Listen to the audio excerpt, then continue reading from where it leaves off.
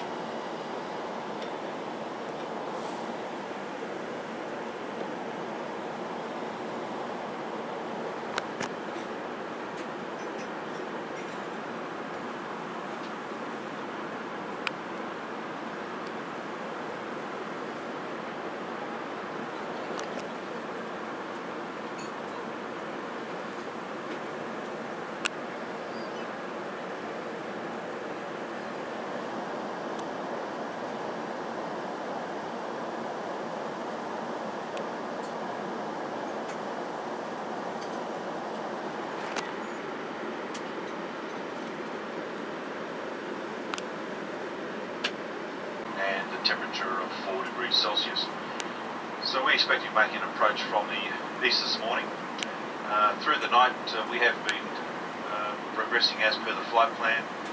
Just slightly early on the curfew for London.